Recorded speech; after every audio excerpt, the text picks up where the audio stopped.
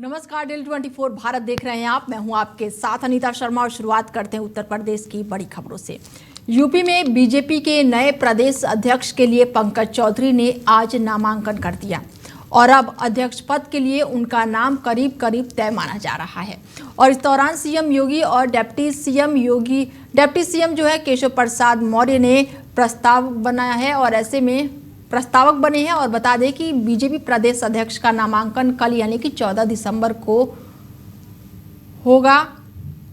इसको लेकर पूरे प्रदेश में काफ़ी चर्चाएं हैं और शनिवार को दोपहर में 12 बजे लखनऊ में बीजेपी कार्यालय में दोनों डिप्टी सीएम केशव प्रसाद मौर्य और ब्रजेश पाठक, प्रदेश अध्यक्ष भूपेंद्र चौधरी, साध्वी निरंजन ज्योति, ओपी सरकार ने मंत्री दारा सिंह चौहान और बाबूराम निषाद सहित कई कैबिनेट मंत्री भी मौके पर मौजूद रहे। इसके साथ ही मुख्यमंत्री योगी आदित्यनाथ भी कार्यालय पहुंच चुके हैं। खबरों की माने तो बीजेपी ने प्रदेश में पार्टी की बड़ी जिम्मेदारी देने की तैयारी में है और उनके चेहरे पर दाव लगाने का मकसद आगामी विधानसभा चुनाव में सपा के पीडीए के दाव को कमजोर करने की कोशिश भी मानी जा रही है। अयोध्या में श्री राम जन्मभूमि तीर्थ क्षेत्र ट्रस्ट की महत्वपूर्ण बैठक शनिवार को हुई। मणिरामदास छावनी में ये बैठक हुई और बैठक में भाग लेने के लिए राम मंदिर निर्माण समिति के अध्यक्ष निपेंद्र मिश्रा पहुंचे और 31 दिसंबर को होने वाले प्रतिष्ठा द्वादशी को लेकर महत्वपूर्ण बैठक मानी जा रही है और यहां पर महत्वपूर्ण निर्णय भी हो सकता है। तो वहीं मुख्य सचिव आयुक्त जो हैं ज्ञानेश कुमार आज परिवार समेत अयोध्या का दौरा करेंगे और रामलला हनुमानगढ़ी में दर्शन पूजन भी करेंगे। साथ ही एसआईआर की प्रगति और मतदाता केंद्र का निरीक्षण भी करेंगे। और ऐसे में बड़ी जानकारी है कि आज ट्रस्ट की महत्वपूर्ण बैठक होने वाली है और एसआईआर और मतदाता केंद्रों का भी निरीक्षण करेंगे।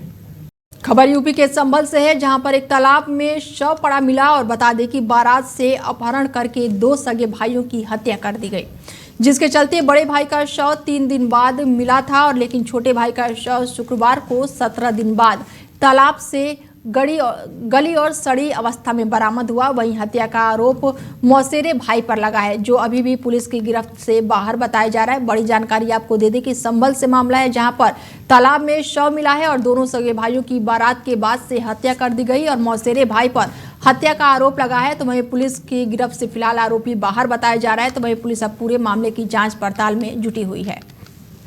अमरोहा कलेक्ट्रेट में डीएम से बता दें कि वासु राइट मिला है और जिसके बाद से आगरा के वासु राइट पर्यावरण जागरूकता अभियान पर ये निकाले गए हैं। और बता दें कि 55% विकलांग के बावजूद भी वासु साइकिल से लंबी यात्रा कर रहे हैं और साथ ही प्रदूषण रोकने और पौधारोपण का संदेश दे रहे हैं। वहीं वासु राइडर जो हैं वो 6 महीने में हरियाणा, राजस्थान, पंजाब, जम्मू और उत्तराखंड जैसे राज्यों की यात्रा कर रहे हैं। यूपी के 36 जिलों के डीएम और एसपी ने वासु राइडर से मुलाकात की है और इस दौरान वासु जो हैं वो अपील कर रहे हैं कि हर व्यक्ति को एक पौधा लगाना चाहिए। तो वहीं युवाओं से बाइक, कार कम इस्तेमाल करने की भी वो अपील कर रहे हैं।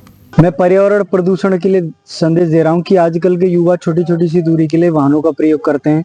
जैसे अपने हिसाब से, जैसे नॉर्मल फैमिली है तो बाइक और स्कूटी, और वीआईपी फैमिली है तो 4 पहिया कार।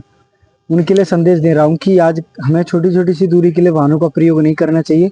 अगर हम छोटी छोटी सी दूरी के लिए वाहनों का प्रयोग कर रहे हैं तो हम अपने साथ में और भी लोगों का भविष्य खराब कर रहे हैं। आप यहाँ कलेक्ट्रेट आए हैं, किस मकसद से आए हैं, किससे मुलाकात कर रहे हैं? मैं यहाँ पे डीएम साहब से मिलने के लिए आया हूँ, अपने डीएम निधि गुप्ता मैम से, और मैं हर जिलों के डीएम और एसपी साहब से मिलता हूँ। मुलाकात के बाद क्या करेंगे आप डीएम मैडम को, किस पर्पल से मिलेंगे? मैं उनसे 2 शर्त रखता हूँ। वो पूछते हैं कि आपको हमसे क्या चाहिए। मैं उनसे 2 शर्त रखता हूँ, ना ही रहने के लिए जगह मांगता हूँ, ना ही खाने के लिए, और ना ही कोई पैसा। मैं बोलता हूँ कि मुझे अपना मिशन रखने के लिए पर्यावरण के लिए वन विभाग द्वारा मुझे पौधारोपण कराया जाए। और ये एक मोटिवेशनल स्पीकर का भी काम कर रहा हूँ। जैसे कि आप देख सकते हैं कि 55% चारों हाथ पैरों से दिव्यांग हूँ मैं, तो एक मोटिवेशनल स्पीकर का भी काम कर रहा हूँ, जो विद्यालय और महाविद्यालय में जाके मैं अपनी स्पीच रखता हूँ। अमरोहा के उद्यमी अजय यादव द्वारा शुरू की गई बैल चालित आटा चक्की का शुक्रवार को नगर पालिका अध्यक्ष शशि जैन ने उद्घाटन किया। फीता काटकर शुभारंभ करते हुए जैन ने कहा कि आधुनिक दौर में ऐसी पहल न केवल लोगों को पुरानी परंपराओं से जोड़ती है, बल्कि प्राकृतिक ऊर्जा के उपयोगों को बढ़ावा देकर बिजली की बचत भी की है। और उन्होंने बताया कि ग्रामीण तकनीक को आधुनिक जरूरतों के साथ जोड़ने का ये प्रयास स्थानीय स्तर पर आत्मनिर्भरता को बढ़ावा देगा।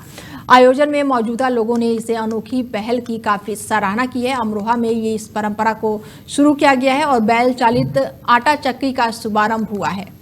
मैं यही कहना चाहूंगी कि अजय यादव जी ने बहुत अच्छी पहल की है और हमें पुरानी संस्कृति की ओर ले जा रहे हैं। आजकल जो हम मशीनों का पिसा हुआ आटा खा रहे हैं, मिलावट का आटा खा रहे हैं, उससे ये कोसों दूर है। ये कोल्ड प्रेस आटा है और ये स्वास्थ्यवर्धक है। तो मैं ज्यादा से ज्यादा लोगों से आग्रह करती हूँ कि आप इस आटे का इस्तेमाल जरूर करें। आप एक बार अगर इस आटे की रोटी खाएंगे तो आप बार बार चाहेंगे कि हम इसी की आटे की रोटी खाएं। मैं यही कहना चाहूंगी कि अजय यादव जी ने बहुत अच्छी पहल। हमीरपुर पुलिस के लिए सिरदर्द बने कथित रूप से पुलिस द्वारा लापता किए गए बीजेपी के पूर्व जिला अध्यक्ष प्रीतम सिंह किसान को आखिरकार पुलिस ने 55वें दिन पकड़ ही लिया। लखनऊ स्थित एक मकान के अंदर शरण लिए प्रीतम सिंह को बरामद किया गया। बता दें कि इन दिनों प्रीतम सिंह ने पुलिस को जमकर छकाया है और बरामद करने के बाद से प्रीतम सिंह को हमीरपुर लाया जा रहा है।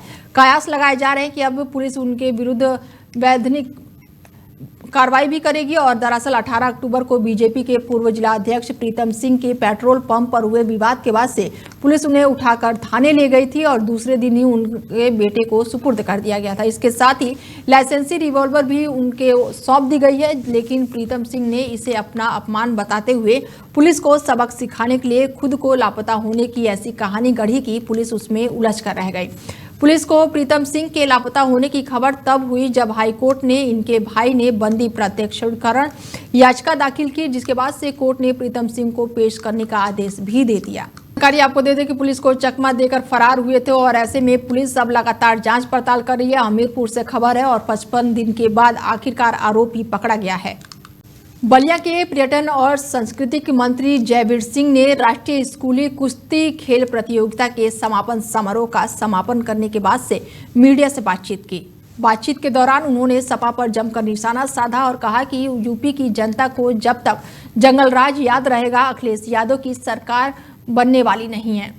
आगे उन्होंने कहा कि यूपी की जनता अखिलेश यादव की सरकार के जंगल राज, गुंडई, अपराध, लूट, दुष्कर्म, महिलाओं के अपमान को भूलेगी नहीं। उन्होंने आगे कहा कि एसआईआर का विरोध करने वाले घुसपैठियों के बल पर प्रदेश में ये देश में चुनाव जीतना चाहते हैं। और पर्यटन मंत्री ने यह भी कहा कि एसआईआर मतदाता सूची का शुद्धिकरण है, वही लोग विरोध कर रहे हैं जो घुसपैठियों के बल पर प्रदेश में या फिर देश में चुनाव जीतना चाहते हैं। उन्होंने कांग्रेस नेता राहुल गांधी को झूठों का सरदार करार देते हुए आरोप लगाया और कहा कि राहुल गांधी अलग थलग पड़ गए हैं। पर्यटन मंत्री ने कहा कि राहुल गांधी के साथ कोई भी नहीं है, जनता भी नहीं है और कोई दल भी नहीं है। एक सेकंड यार, अभी आपको याद होगा बिहार के चुनाव हुए। बिहार के चुनाव में 20 साल तक नीतीश जी थे और 20 साल पहले लालू जी की सरकार थी। लालू जी की सरकार का जंगल राज बिहार ने नहीं भूला। उन्हें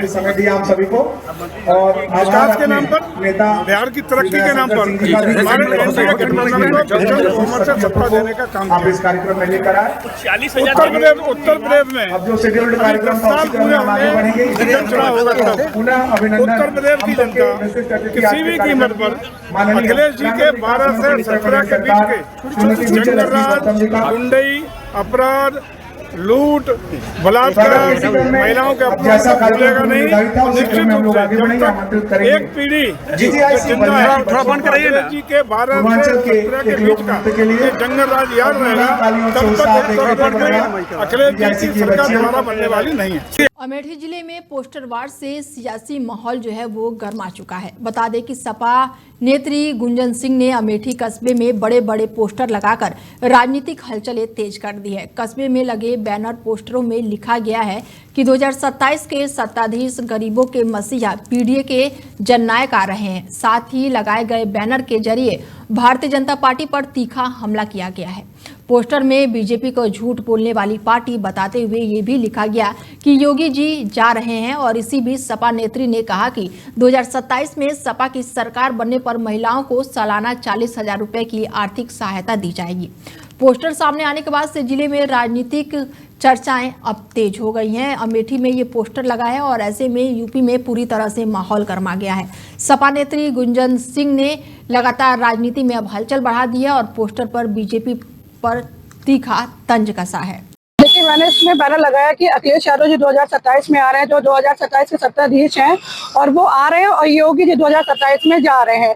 क्योंकि देखिए, अखिलेश यादव जैसे बीजेपी वाली जो है आधी आबादी की बात करते थे, महिलाओं को सम्मान देने की बात करते थे, तो वो काम उन्होंने तो नहीं किया, और अच्छे दिन भी नहीं लाए, वो बुरे दिन ला दिए। और अगर अच्छे दिन अगर लाने का काम किसी ने किया तो माननीय राष्ट्रीय अध्यक्ष अखिलेश यादव ने किया, क्योंकि उन्होंने ये कहा कि अगर हमारी सरकार आएगी तो वो क्या कहते हैं, महिलाओं को 40,000 सालाना देने का काम करेंगे।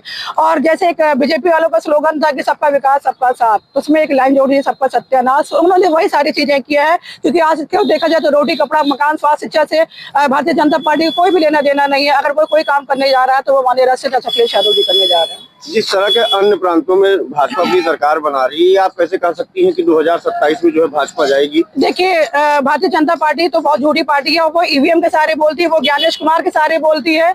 और यही अगर मैं कह रही हूँ, अगर बैलेट पेपर से चुनाव हो जाए, अब वो एक भी सीट जिता के दिखा रहे हैं, फिर आप बताइएगा जो है। यूपी के अलीगढ़ में शराब के नशे में धुत पुलिस कर्मियों का वीडियो वायरल हो रहा है। बताया जा रहा है कि शराब के नशे में धुत पुलिस कर्मियों ने अपनी सरकारी गाड़ी सूखे नाले में पलट दी, जिसको खिंचवाने के लिए क्रेन को बुलाना पड़ा। लेकिन जब उसने 500 रुपये का मेहनताना मांगा और किराया मांगा तो चालक को ही पीट दिया गया, जिसके चलते शराबी पुलिसकर्मियों द्वारा क्रेन चालक के साथ मारपीट का वीडियो सोशल मीडिया पर तेजी से वायरल हो रहा है। और एसएसपी ने 2 सिपाहियों और मॉनिटरिंग में लापरवाही पर 2 दरोगाओं को फिलहाल निलंबित कर दिया है। बड़ी जानकारी आपको दे दें कि अलीगढ़ से खबर है, जहां पर पुलिस की बड़ी लापरवाही सामने आई है। नशे में धुत पुलिसकर्मियों का वीडियो सोशल मीडिया पर तेजी से वायरल हो रहा है और पुलिसकर्मी जो है वो शराब पीकर सूखे नाले में गाड़ी को पलट दिया था और ऐसे में अब ये वीडियो तेजी से सोशल मीडिया पर वायरल हो रही है।